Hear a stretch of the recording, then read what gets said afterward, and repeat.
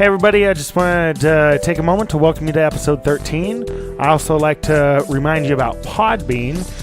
That is the site where we actually upload everything. To visit that's losersofinitiative.podbean.com. We have links to character pages. We've got bios of our players, I believe, on there. And as I said, that's actually where the initial upload happens. If you were to be following that and know when we're dropping, you'd get everything like 10 minutes earlier than the rest of these plebs. So yeah, just check that out and enjoy episode 13.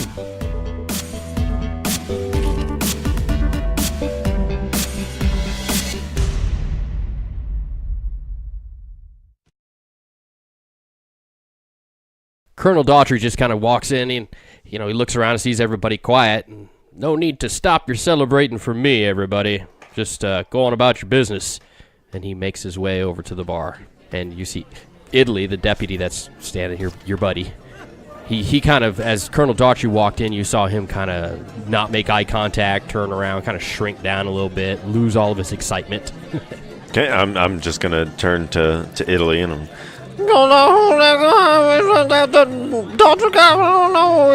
That's Colonel Daughtry. He's a big ranger outside of town. He's not got a good reputation. He's kind of not a nice fella, if you know what I mean. No, I got what you're saying. Well, I think you should best leave him alone, Dutch. I mean, his ranch hands are pretty rough fellers, too. They're not the kind of people you want to get yourself involved with. Like, for example, there's a couple of them here, and you see he's going to point out some people in the saloon. He points to a table where there's two gentlemen sitting. One's kind of got crazy blonde hair. He's doing a shot of whiskey and then talking loudly, and Italy says, "That fellow there's name's Charlie Wanberg. He goes by Whiskey, though.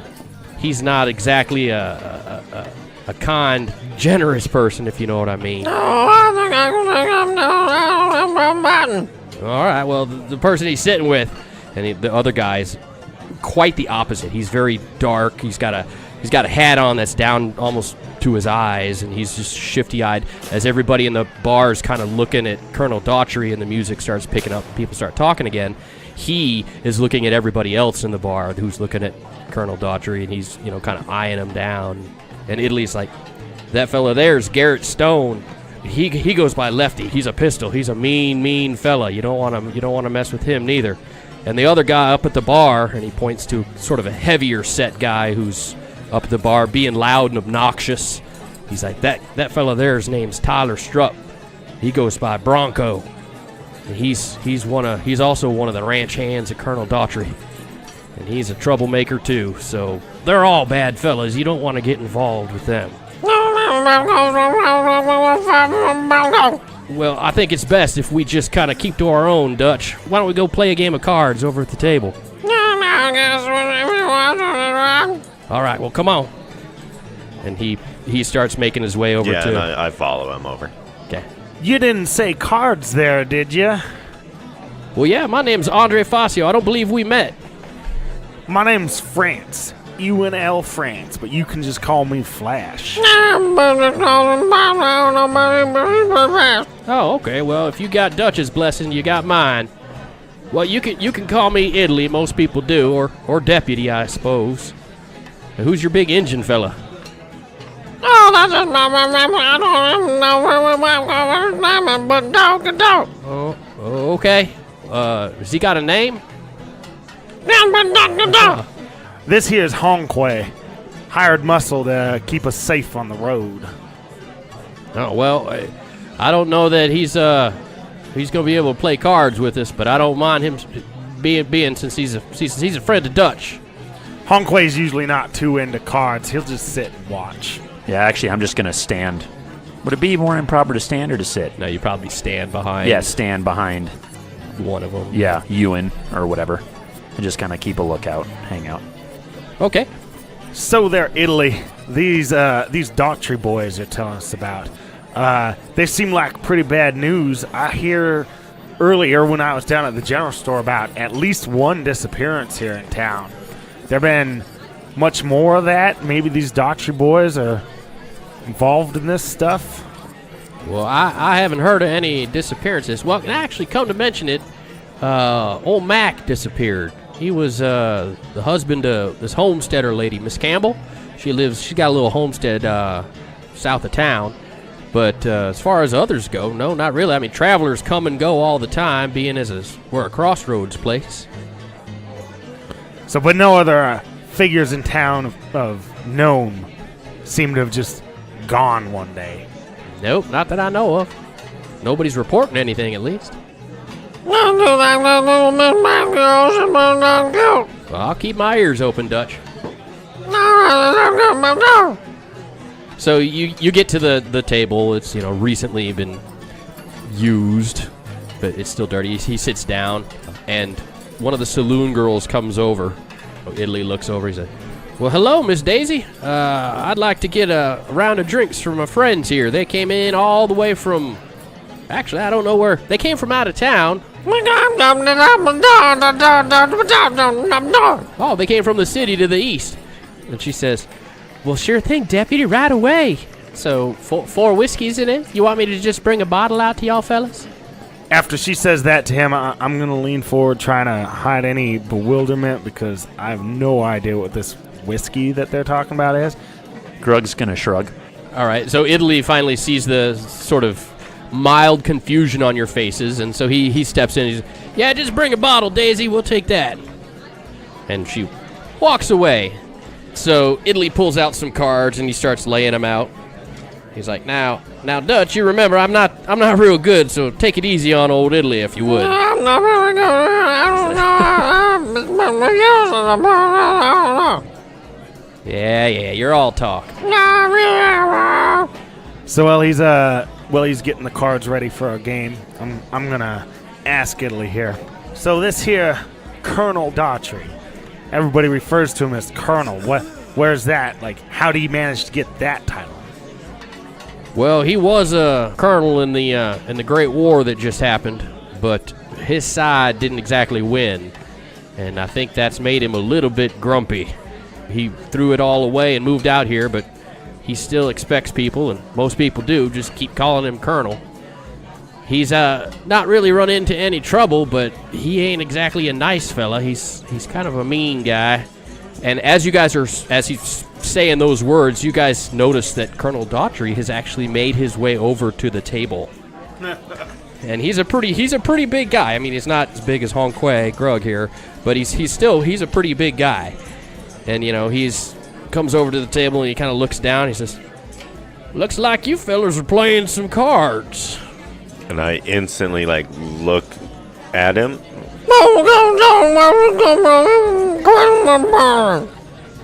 Whoa. What do you say? I don't mean to aggravate you, sir, you old feller.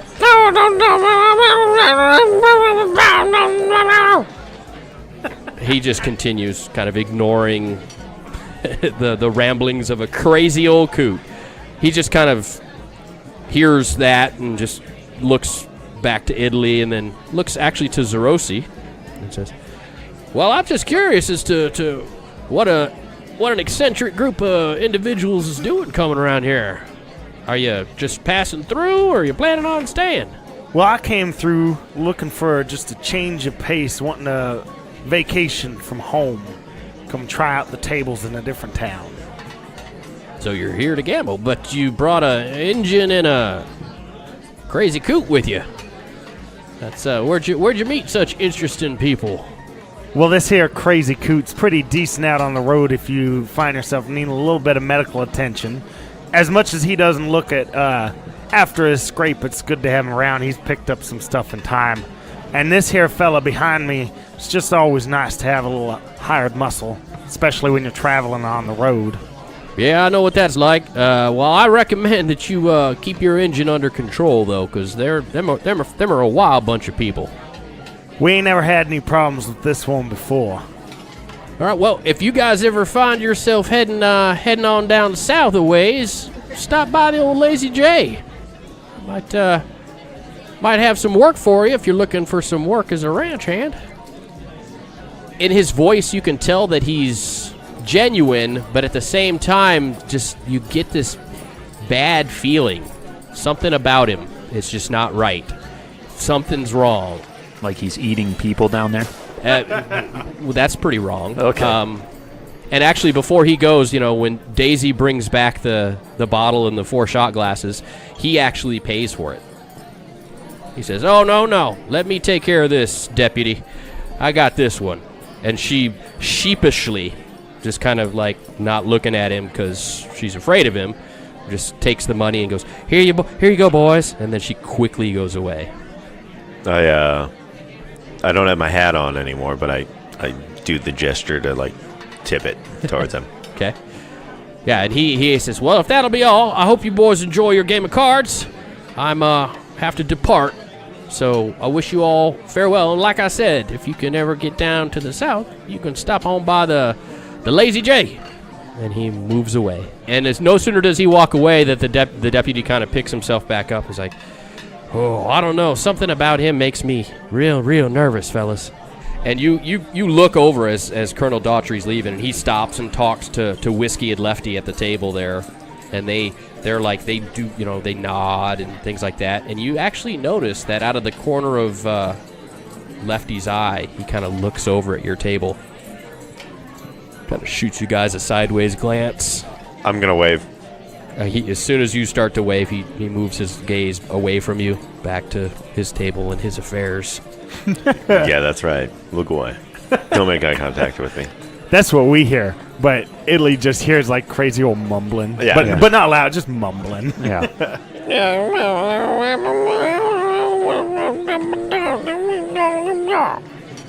So, Colonel Daughtry has left the bar. You guys are playing cards. About 5 minutes later, you hear a slap across the face from up at the bar.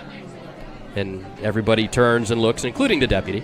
And the bar kind of gets quiet for a second. And you see the saloon gal, Daisy, is standing there. And the guy that Italy had pointed to earlier, Bronco, is got his right arm on her left shoulder as they're standing at the bar. And you can't hear what he's saying, but it's obviously something that she's not in agreement with. I'm gonna look to the deputy to see if he does anything. I think he's too sheepish with these guys, but I'm curious. Yeah.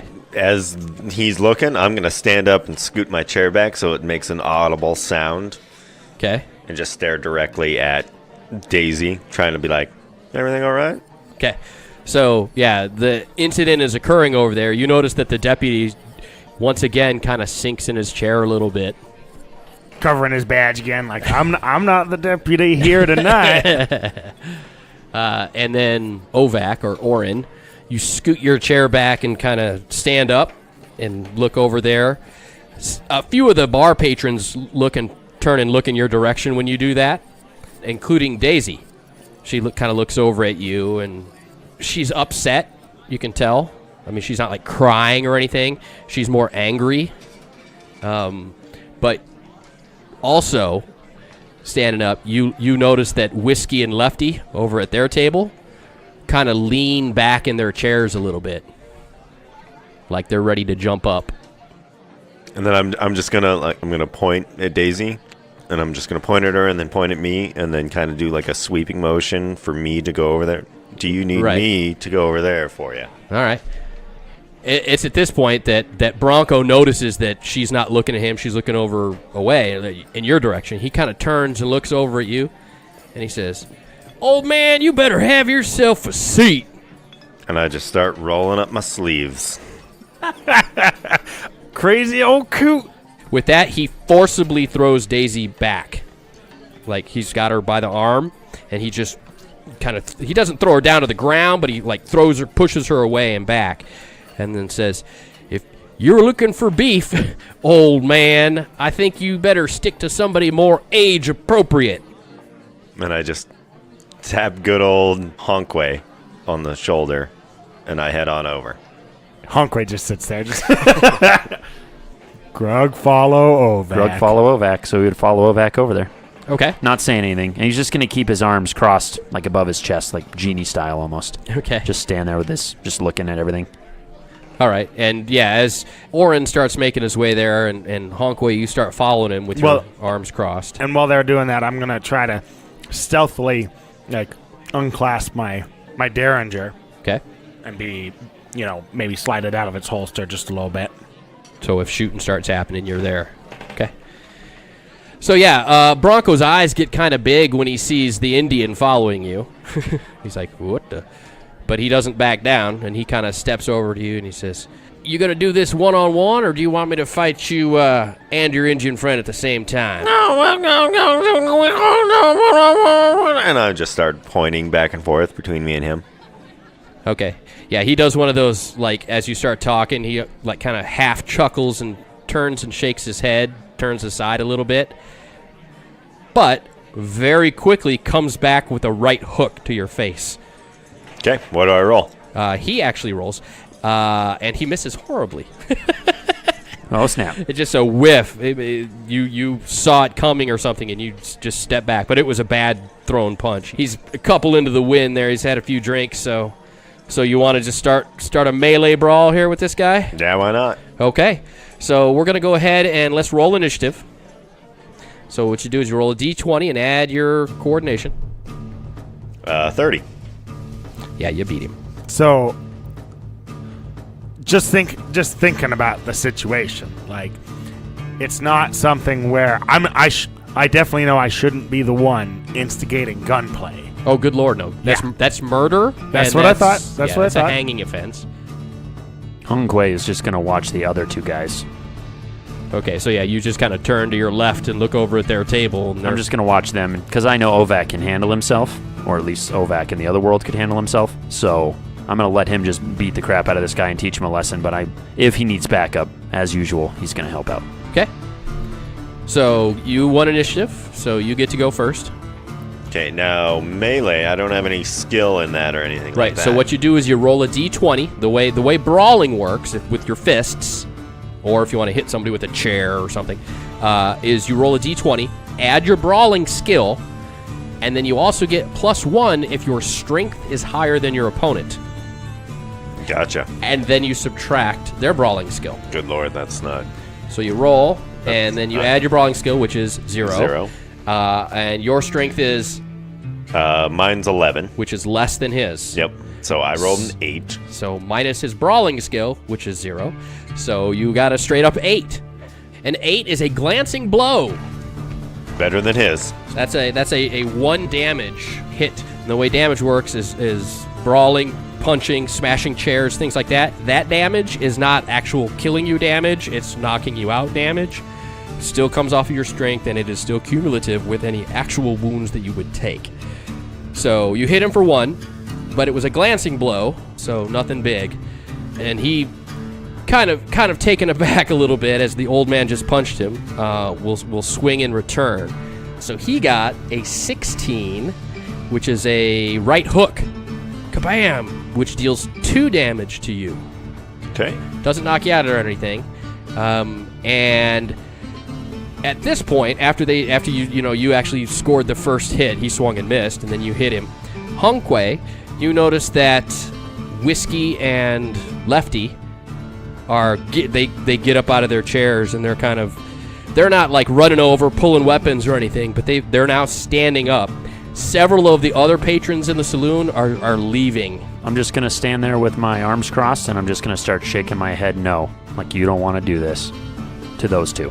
Okay. But still just not doing anything, just standing there. Yeah, Whiskey looks at Lefty. Lefty is just eyeballing you now. He's just mean. He's a mean-looking dude, and he's just looking at you, not like smiling or shaking his head or nothing. He's just staring at you. And Whiskey, he looks at Lefty and then looks back at you and looks at Lefty. He's like, "What do we do? What do we do?" At this point, I kind of want to actually stand up, and I want to go next to Honkwe, but I want to be able to say stuff to Whiskey and Lefty because I see them getting up, and I'm gonna put my gun back away. You know, boys, there's no reason to escalate this any further. A couple having disagreement at the bar. I don't know if you're worried about your friend taking on this old man, but we don't need to push this any farther than these guys just duking it out a little bit. Okay, so let's go ahead and change blows again. Okay. I got a 17. I got a 24. So you swing first. I swing first. Oh, good lord. Yowza. A 1. All right, that's a horrible miss. That actually opens you up for a bonus for him to hit you. And the way hand-to-hand combat works is it's 2 attacks a round, alternating. So you go, he goes, you go, he go, and that's 1 full round. Okay? Gotcha.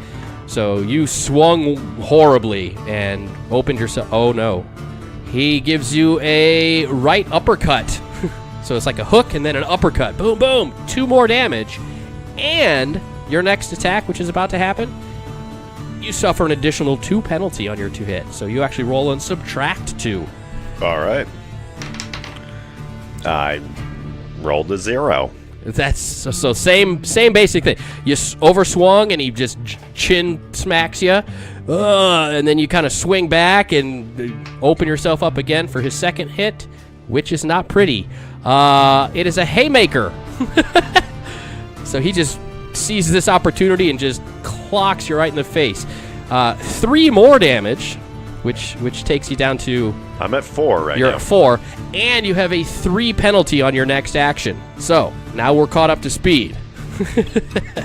So, Zerosi, or Ewan, so you try and talk them down. Hopefully they're not committed, or they're not gonna help their friends, and you're just trying to reinforce that. But especially Lefty, who was just not taking his eyes off of Hong Kuei, and you get up and you say that stuff, and he's still staring at Hong Kuei like he's sizing him up. As soon as you finish your sentence, he just starts moving in to go punch Hong Kuei, and you see that. So, Okay, I'm gonna ready. yeah, you get to be involved in initiative, and Ewan, since you're standing right by him, you also can be involved in initiative if you'd like. However, Whiskey, Mr. Charlie Wanberg, he's surprised by the fact. He's like, you could tell that he was like, should we fight? And he was a little hesitant. Maybe your words modified him or had some effect on him, because he doesn't run in with Lefty. So I'm going to actually, instead of being part of this initiative, I'm going to continue, like, if Whiskey's not running in, I want to keep trying to convince him to not also be part of this altercation. Okay. So let's go ahead and roll initiative. Everybody that's in the fight. I got a 27. Hong Kuei got an 18. 22. So go ahead there, Orin. All right, I'm going to swing and Subtract 3. I rolled a 10. A 10. A glancing blow. And then he swings. His is a miss. Just a regular miss. Swing and a miss. And then go ahead. We'll just go ahead and do our exchange. Okay. I rolled a 5, so that's a... No, it's not a -3. Just straight up Okay. regular. So 5. That is a blocked attack. And then he swings with a 15 jab. 2 more points of damage. All right. Okay. So Hong Kuei, Lefty just runs up to you and just throws a punch at you, aiming for your gut, but you just kind of just turn to the side, and he misses. I am going to try to grapple him, just try and hold him, and basically make him... Like, I'm not going to try and get too physical and just beat the hell out of him because I can, because I know I can. Okay. Grappling works the same way as brawling, so you'll just roll. You'll add +1 if you are stronger than your opponent, which your strength is what? 16. Yeah, that's stronger than him. Okay. And then you have brawling skill, Level 2. so you're going to add 3 to your roll. 6. 6. You do not manage to grab hold of him in any way. What a surprise. And now it is his turn. So you kind of go for a grab on him, but miss. And then he turns and swings at you, his fist. A glancing blow. You take 1 point of damage. Oh, snap. I'm going to attempt to grab him again.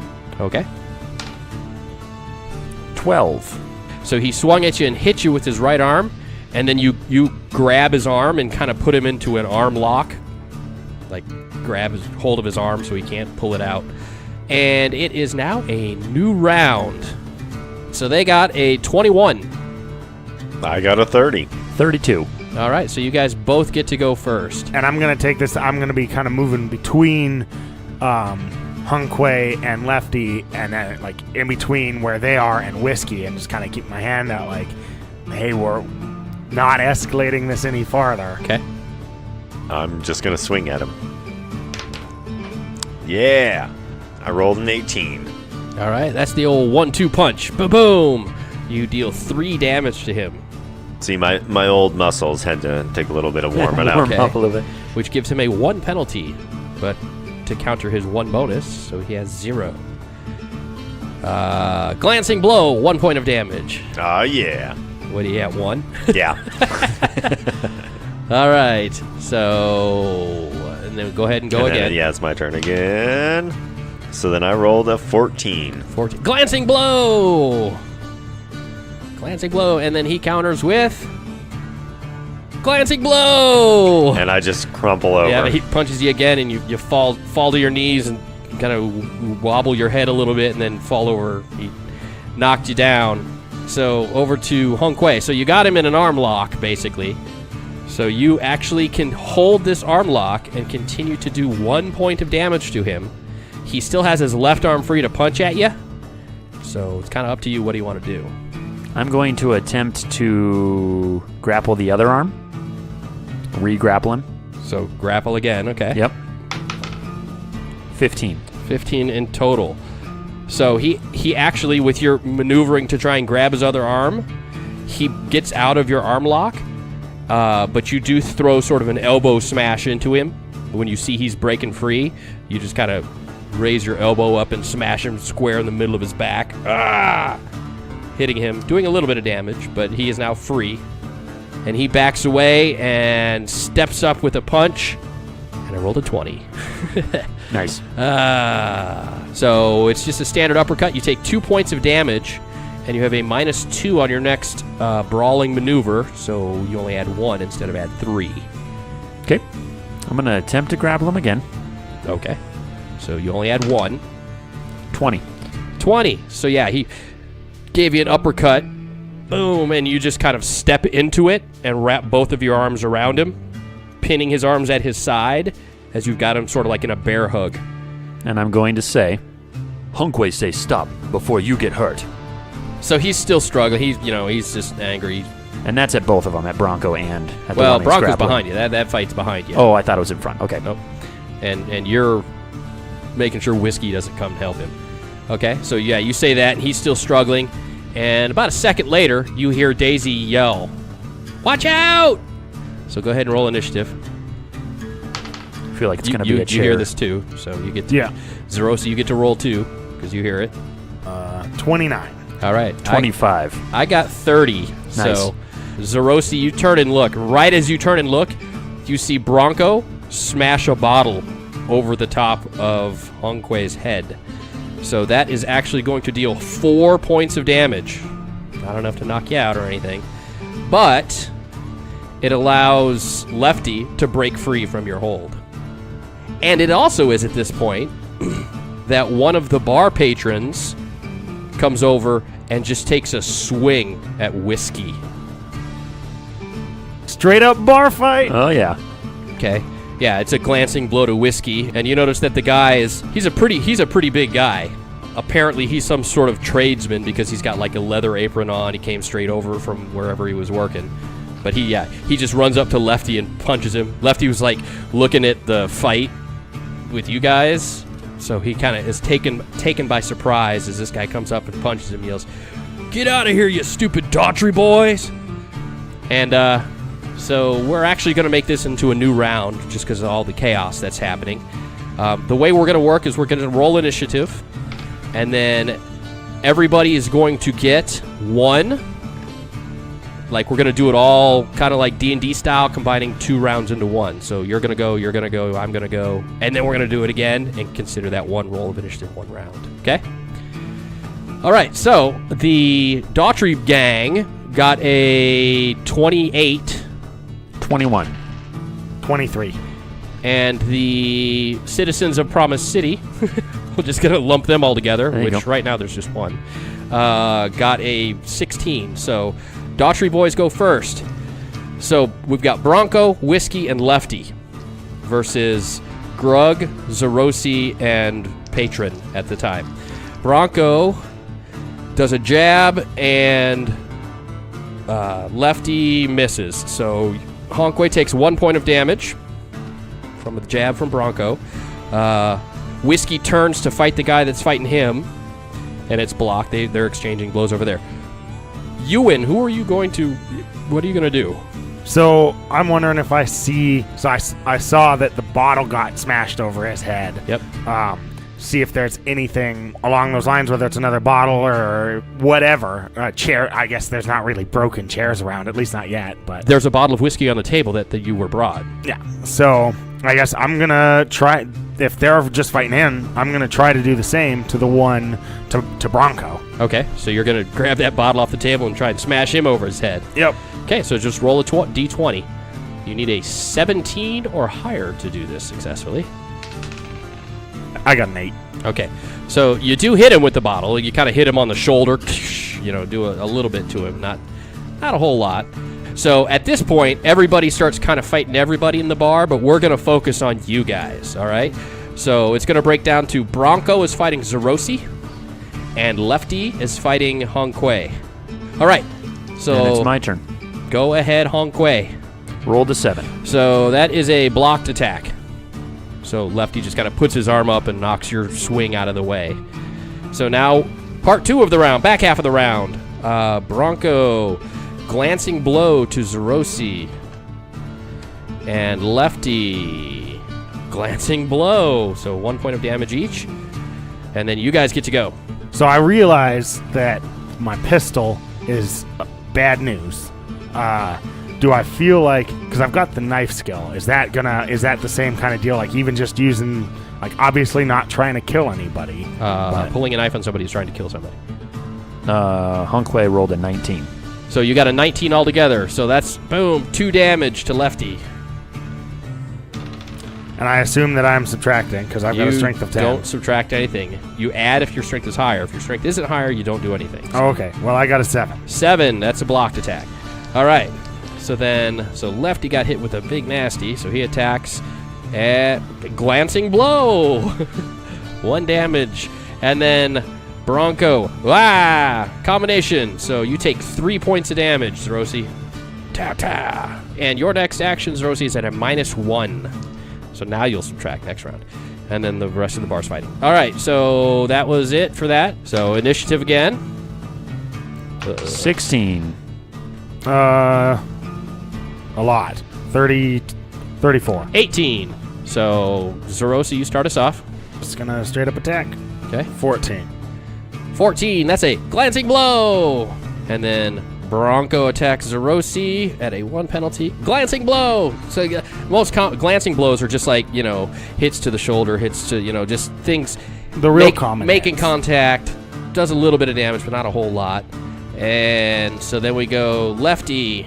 That's a straight up miss. And then Honkway. +3. 14. Glancing blow. A lot of glancing blows flying around here as the brawl continues. Zerosi, 6. that's a miss. And then Bronco, that's a miss. And then Lefty, glancing blow, 1 point of damage. He's going to counterattack. 15. Jab, 2 damage. Okay, so initiative again. 29. 20. 27. So Yeah. Honkway starts us off. Honkway's going to swing again. 13. Glancing blow, glancing blow. Okay, so then Bronco, uppercut. That is 2 damage, and you have a 2 penalty on your next action. And then Lefty, no. So it's a straight up miss. Lefty swings in just a regular miss. Okay, and then Zerosi, 5. straight up miss. Okay, Honkway's going to swing with a 17. 3 damage. Pow pow. And with the 2 hits, you see you actually knock him back, and he kind of staggers for he's on the brink of falling, basically. Oh, yeah. And now it's their turn. So Bronco swings at Zerosi, and it's just a straight up miss. And you see Lefty reach down into his boot, and he pulls out a knife. Oh, snap. Okay, And Zerosi, you get to punch a Bronco. Do I see the knife also? or- You will after Okay. you punch. Okay, 4. Straight up miss. So yeah, Lefty reaches down, pulls out his knife. He's still pretty dazed. You're kicking the snot out of him. He pulls out his knife and he's kind of looking at you, and there's chaos going all around. And then 2 gunshots sound, and everybody stops and looks at the door, where you see Italy standing there, but he's not the one that fired the shots. A larger man wearing a black cowboy hat and boots with spurs and a big shiny silver badge that says sheriff on it is standing in the doorway with his pistol up in the air as he's slowly lowering it back down. And he says, "Knock it off!" Everybody's kind of got quiet and is looking at each other. Is anybody else going to throw a swing with the sheriff standing there with his pistol out? Yeah. And nobody does. And you see that Lefty, who had just pulled the knife out of his boot, slowly and kind of nonchalantly puts it back into his boot and raises his hand up, like open hands, like, "Hey, I didn't pull a knife. What are you talking about?" And the sheriff goes, "You Daughtry boys, don't you got work to do? Get on out of here." And he kind of waves him out of the saloon with his pistol. After he waves him out, he starts putting it back into its holster. And Bronco and Whiskey and Lefty all leave kind of together. And as they're leaving, Lefty kind of looks back to Honkway and says, "This ain't finished yet, Injun," as he leaves the saloon. Honkway will nod at him. Yeah, and the sheriff heard it too. So, Yeah. because he said it right as he was walking by the sheriff. And the sheriff also shakes his head like, and he kind of like, "All right, everybody, sit back down, get back to your gambling and your drinking." And the sheriff starts making his way over to you guys. Oren, you kind of come to, and the first thing you see is the curly-haired, beautiful face of a woman that you recognize as the saloon girl Daisy, who you were trying. No,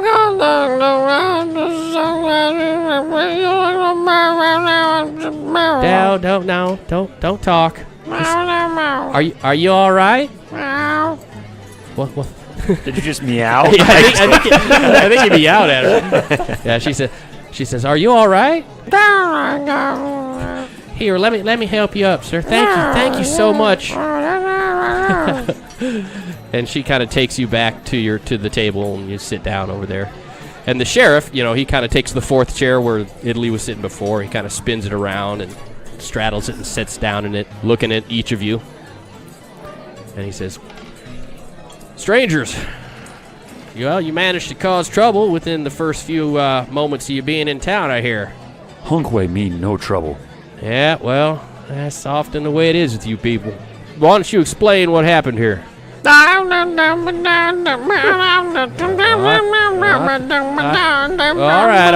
right. I think you need to not have any more to drink, boy. Apparently you're the only one that can speak for yourselves here, so why don't you tell me what happened there, fella? Well, we was just fixing down for a game of cards here with Italy, and we hear ourselves a slap from across the bar and find the Miss Daisy here being harassed by the big fella that you just sent out. Well, Dutch here doesn't take too kindly to that, and as ill-advised as it may be to go starting problems, he wasn't going to just sit back and watch that fella grab onto Miss Daisy like that. And so I just pull up my sleeve and I slap my bicep. In her line of work, she's definitely used to things like this. Next time, you should probably just kind of let matters handle themselves. It happens on a nightly basis. That's just the nature of her profession.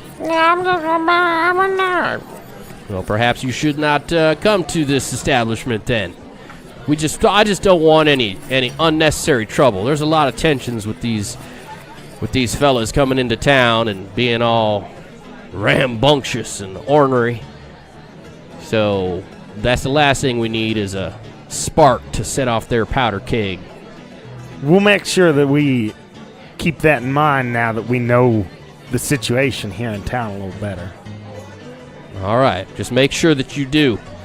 And instead of getting involved like that, why don't you come to me with any problems you might have, and let me see if I can take care of it.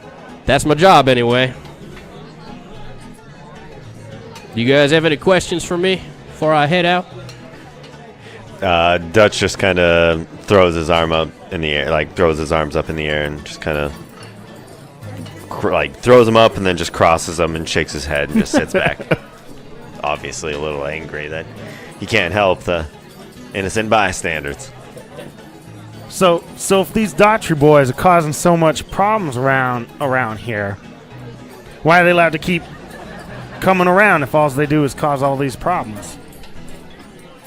Well, they ain't acting any different than most ruffians would. They ain't breaking any laws. They're just some rough old boys that come into town. Every once in a while things get out of hand, but we put it back in check. The last thing we need is people encouraging their behaviors.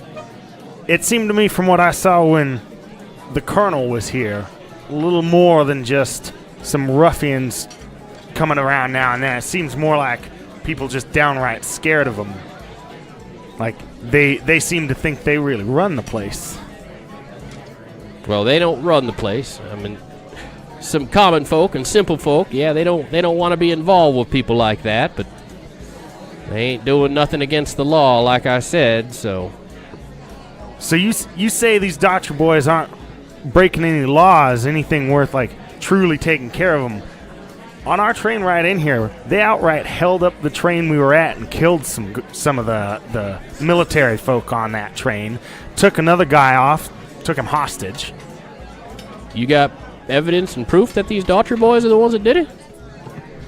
Well, being new to the area, that was really my first interaction. I just know, as it was these fellas holding up the train, all of the patrons, all of the riders were saying that it was the Daughtry boys, and I know they broke one of the fellas out of that jail cell there. I believe Hong Kui here said he heard them saying that they aren't taking any of their own, the Daughtry boys. So you saw the Daughtry boys. You knew it was them. To the best of my knowledge, it was like I said, it was my first interaction with these folks. What'd they look like? Looking back, they were wearing cowboy hats with bandanas covering their nose and mouth. You have no idea what they look like. After you ask the sheriff those questions, he just kind of pauses for a second, looks you all over. Did you see their eyes? Because that's about all you probably saw from my witness accounts from when I questioned the people on that train. A lot of them were real scared, and they just jumped to the conclusion it was the Daughtry boys. If you can identify them, then absolutely we'll have some evidence. As far as breaking into the prison car and shooting the guards and freeing one of them there prisoners that was en route from the big city, well, the only one that saw any of that is the engine, and his testimony ain't going to hold a feather's worth of weight. So we better come up with something else if you're looking for evidence against these guys. Because both of the guards back there died, right? Yep. Okay. Well, I guess then on that note, the fella they took off that train, I hear he's one Felix Gustafsson, was coming into town to visit some family. You know anything about that family? That's who they took. Gustafsson. German fella. No, I don't know who that is. I wonder, well, there's a French fella living in town. He ain't German. Maybe that's him. He's I don't know, his wife might be German. Now that I'm thinking about it, she got a funny accent. You wouldn't be talking about Miss Campbell, would you? Oh, Miss Campbell? No. She's a homesteader outside of town, south of here. She's in a bit of a pickle too. Her husband, Mac, he disappeared. Not about a week ago, maybe. Well, can you tell me more about the people you think this Gustafsson might have been coming to see? Sure. If you want to, they actually got a place here in town. His name's Kevin Legrand. He's got himself a German wife. Hildegard or something. I can't remember her name. But he runs the assay office here in town, the land office. Anyway, so yeah, you can head on over there and ask them questions if you want. if you said this scientist was coming to see them. But yeah, lots of people. Promise City's on the major thoroughway through to the bigger places out west and back east. So we get all kinds of travelers coming and going. It's hard to keep track, really. So spend most of my days putting out fires, if you know what I mean, boys. Just try and stay out of trouble. All right, I can handle this whole. The Daughtry boys ain't nothing what everybody's worried about. So they're just a bunch of young fellas that getting into trouble. That's all. Dutch is just going to throw his arms up in the air again.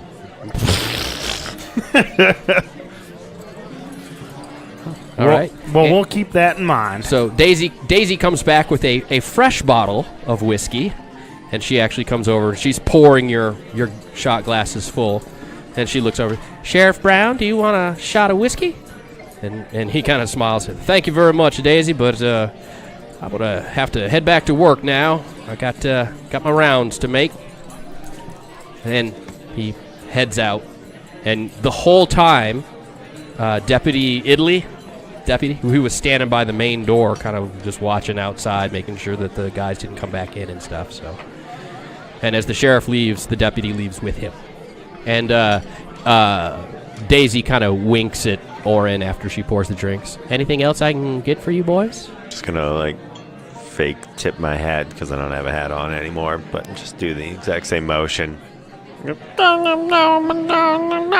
then she looks over at Ewan and she says, "He is just adorable." Just a giant, in that special way. Yeah. just a giant grin goes over Oren's face. But you can tell that by adorable she means cute in an old man way, as she makes googly eyes toward Ewan. Well, that's the best compliment I've gotten in like 30 years. So. Take what right. you can get. And she walks off. All right. So yeah, I'm gonna go up to the bar, get the barkeep's attention. Just say, we're looking to get a room for the night. Then I suggest you go over to Faye's boarding house. Faye's boarding house. Where will we find that? This is not rooms aren't rent by the night here, if you know what I mean. Well, where we find Faye's boarding house? It's a few doors down. You can't miss it. It's got a big flower hanging over the railing there. A big chain of flowers. I don't even know what they call it. Girly stuff. Yeah, 3 doors down. Thanks for the directions. We're gonna go call it a night, I think. Okay. So you head over there, and sure enough, you see it. Can't miss it. The exterior is very pretty. Unlike most of the dirty, just flat wooden board fronts of these saloons and banks and stuff. Grug think this building look pretty. And as you go up, you knock on the door. Oh, well, I mean, every other place we've gone to an inn, you just walk in. Well, I guess I'm going to go ahead and go up and, like you said, knock on the door. Okay, so you knock on the door, and an older woman opens it up. And she's got an apron on, and she's drying her hands. And she's like, hello? Oh. And she kind of looks you over and then sees Honkway standing there, and she's like, a nervous look kind of comes over her face, but she doesn't lose any of her sweet grandmother niceness. Are you looking for a place for the evening, boys? And I start just shaking my head, and I start elbowing the guy. Excited to see this hot grandma. Yeah.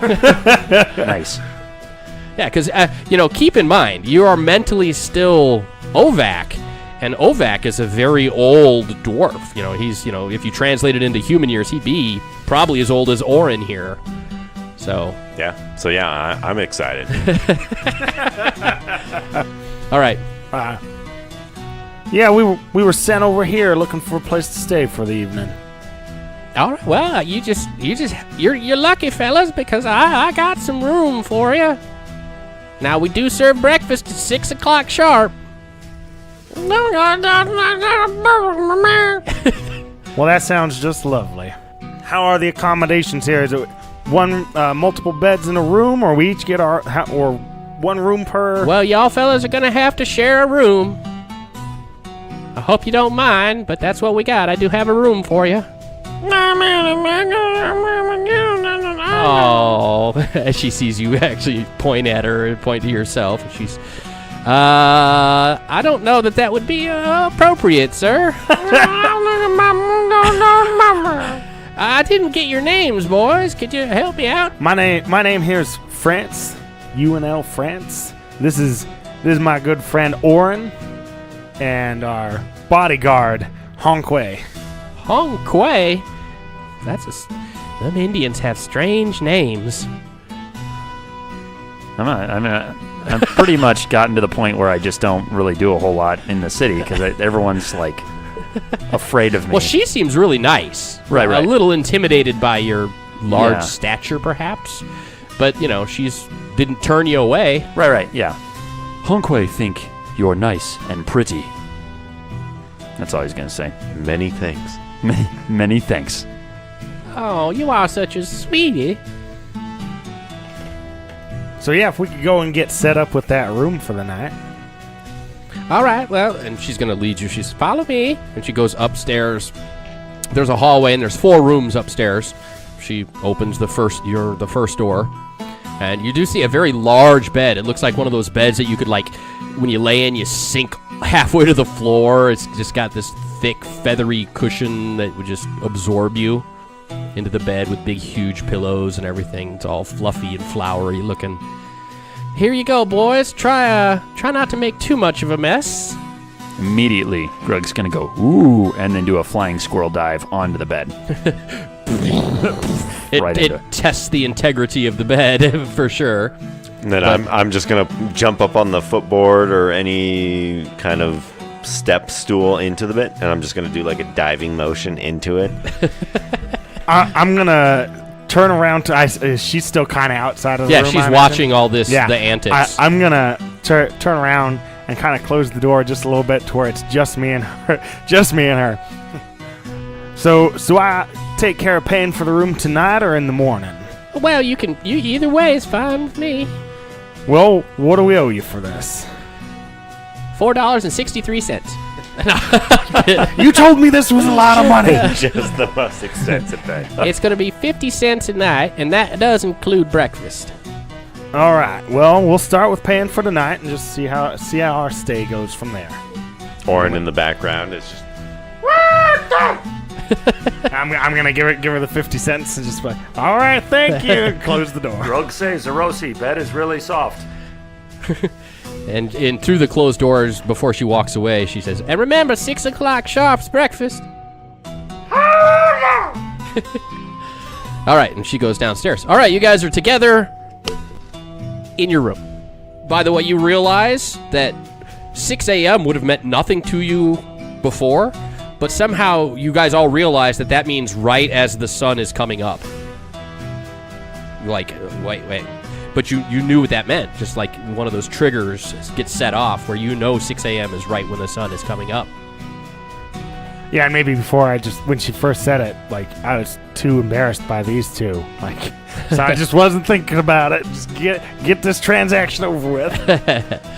All right, so you guys are in the room to yourself. So, Grug, call Big Spoon. So I want to actually ask Ovak. So Ovak, when we transported to this world, you were the one who had the crystal, the gem that brought us here. Do you still have that? It was called the Jewel of Portals. That thing. I do not know if I have the Jewel of Portals. Let me check. And I start patting myself down. No sign of anything that even closely resembles the Jewel of Portals. Grug think, where is it then? Well, if you don't have it now, it must be when it comes time to move from here, we will acquire it again somehow. And then also, I have a weird question. I want to know where that weird orcish boy went, Neeb. Grug forgot about Neeb. Who's Neeb? I want to know where he went. I do remember hearing him call out to you right as we teleported here. And it was basically no one that was the Dark Elves would travel with us, but Neeb is not a dark elf, so he should be here, right? Grug's so confused. Neeb not hero like Grug. Why Neeb come with? Well, since he wasn't in the train, or at least we didn't find him with us, maybe there was a specific range, and maybe he was outside of it, but they did say anyone who was not one of the drow would make this jump. So I would say that it's also safe to assume he might be around, and we should be keeping an eye out for him. Who knows what body he ended, this half-orc child ended up in. I feel like we need to keep an eye out for him just because he might play a vital part in our success. Grug wonder what's planned from here then? Well, I think that in the morning we need to follow up with a couple of these. We could look into this Kevin Legrand that we believe Felix may have been coming to see, as well as we could potentially follow up with Miss Campbell and see if we can gather more information about Mac's disappearance and see if we can find anything that ties this stuff to the Daughtry boys. I mean, I feel like I want to go talk to Miss Campbell some more. She's very pretty, but I feel like the French fellow is probably the better choice to go. Grug not sure about you guys, but he awfully suspicious of Daughtry boys. Grug think they bad people. I don't know why you're getting that impression. They seem like perfectly upstanding individuals. Well, it looks like it's time for sleep, and as everybody is deep in thought as to what they're going to do tomorrow when they wake up, we'll find out what they do next episode. I knew you were going to do that.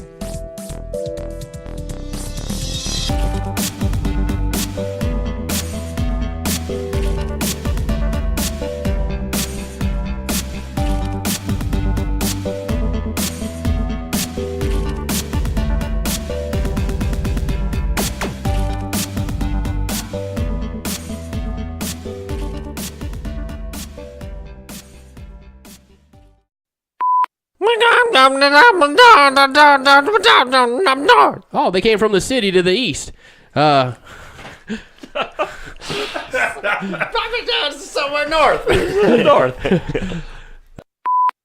Should we maybe get a room? You'd like that, wouldn't you? I would. I'm down. Yeah, I think a room sounds like a fine plan. All right. Zrosi's slipping into it. Grug confused. Why Neeb come too, Grug? Not like Neeb. Neeb no like Grug hero. Whew. That was a rough one all the way through.